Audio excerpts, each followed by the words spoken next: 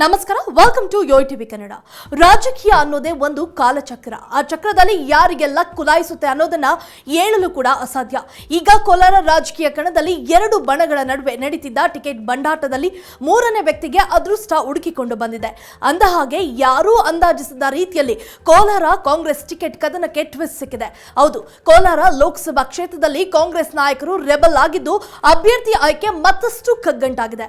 ರಮೇಶ್ ಕುಮಾರ್ ಮತ್ತು ಕೆಎಚ್ ಮುನಿಯಪ್ಪ ಬಣಗಳ ಮಧ್ಯೆ ಭಿನ್ನಾಭಿಪ್ರಾಯ ಮೂಡಿದ್ದು ಮುನಿಯಪ್ಪನ ಅಳಿಯನಿಗೆ ಟಿಕೆಟ್ ನೀಡದಂತೆ ಆಗ್ರಹಿಸಲಾಗಿದ್ದು ರಾಜೀನಾಮೆ ನೀಡುವುದಾಗಿ 5 ಶಾಸಕರು ಬೆದರಿಕೆಯನ್ನ ಹಾಕಿದ್ದರು. ಹೀಗಾಗಿ ಆ ಎರಡು ಬಣಗಳ ಭಿನ್ನತೆ ವಿಧಾನಸೌಧದವರೆಗೂ ಬಂದು ನಿಂತಿದೆ. ಹೇಗಾದರೂ ಮಾಡಿ ಮುನಿಯಪ್ಪನವರ ಕುಟುಂಬಕ್ಕೆ ಟಿಕೆಟ್ ಕೊಡಿಸಬಾರದೆಂಬ ಜಿದ್ದಿಗೆ ರಮೇಶ್ ಕುಮಾರ್ ಅವರ ಬಣ ಬಿದ್ದಂತಿದೆ.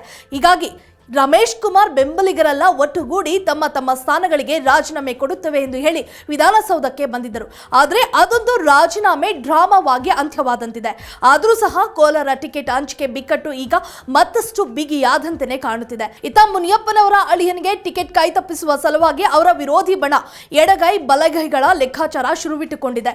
ಇಡೀ ಜಿಲ್ಲೆಯಲ್ಲಿ ಎಡಗೈಗಿಂತ ಬಲಗೈನವರೇ ಹೆಚ್ಚಿನ ಸಂಖ್ಯೆಯಲ್ಲಿದ್ದಾರೆ. ಹೀಗಾಗಿ ಎಡಗೈಯಾದ ಮುನಿಯಪ್ಪನವರ ಕುಟುಂಬಕ್ಕೆ ಟಿಕೆಟ್ ಕೊಡಕೂಡದು ಎಂಬ ಅವರ ವಿರೋಧಿ ಬಣ ಬೇಡಿಕೆ ಇಟ್ಟಿದೆ. ಒಂದು ವೇಳೆ ಬಲಗೈ ಬಣಕ್ಕೆ ಕೊಡಲು ಸಾಧ್ಯವೇ ಇಲ್ಲ ಅನ್ನೋದಾದ್ರೆ ತಾವು ಎಡಗೈ ಬಣಕ್ಕೆ ಕೊಟ್ಟರೂ ಸಹ ಮುನಿಯಪ್ಪನವರ ಕುಟುಂಬದ ಹೊರಗಿನವರಿಗೆ ಮಾತ್ರ ಟಿಕೆಟ್ ಕೊಡಿ ಎಂದು ವಾದವನ್ನ ಮುಂದಿಟ್ಟಿದ್ದಾರೆ.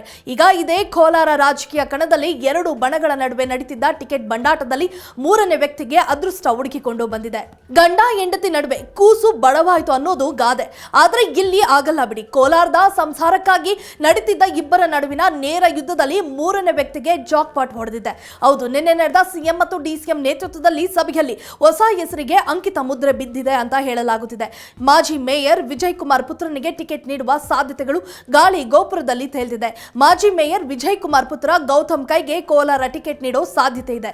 ಸದ್ಯ ಬೆಂಗಳೂರು ಸೆಂಟ್ರಲ್ ಜಿಲ್ಲಾ ಕಾಂಗ್ರೆಸ್ ಅಧ್ಯಕ್ಷರಾದ ಗೌತಮ್ ದಲಿತ ಎಡಗೈ ಸಮುದಾಯಕ್ಕೆ ಸೇರಿರುವ ಪ್ರಭಾವಿ ನಾಯಕರು. ಸದ್ಯಕ್ಕೆ ಎರಡೂ ಬಣಗಳ ಭಿನ್ನಾಭಿಪ್ರಾಯವನ್ನು ಪರಿಗಣಿಸಿದ ಕಾಂಗ್ರೆಸ್ ಮಧ್ಯಮ ದಾರಿಯನ್ನು ಆಯ್ದುಕೊಂಡಿದೆ. ಆದರೆ ಇದಕ್ಕೆ ರಮೇಶ್ ಕುಮಾರ್ ಬಣ ಮತ್ತು ಮುನಿಯಪ್ಪನ ಬಣಗಳು ಹೇಗೆ ರಿಯಾಕ್ಟ್ ಮಾಡ್ತವೆ ಅನ್ನೋದನ್ನ ಕಾದು ನೋಡಬೇಕು. ಸದ್ಯಕ್ಕೆ ಕೋಲಾರ ಕಗ್ಗಂಟು ಪರಿಹಾರಕ್ಕೆ ಹೊಸ ಸೂತ್ರವನ್ನು ಸಿದ್ಧಪಡಿಸಲಾಗಿದೆ. ಆದರೆ ಈ ಸೂತ್ರಕ್ಕೆ ಮುನಿಯಪ್ಪ ಒಪ್ಪಿಗೆ ನೀಡಲೇಬೇಕಾಗಿದೆ. ಇಲ್ಲದಿದ್ದರೆ ಕೋಲಾರ ಕದನದ ಎಪಿಸೋಡ್ ಗ್ಯಾರಂಟಿಯಾಗಿ ಮುಂದುವರಿಯಲಿದೆ ಎಂದು ರಾಜಕೀಯ ವಲಯದಲ್ಲಿ ಕೇಳಿಬರುತ್ತಿರುವ ಮಾತುಗಳು.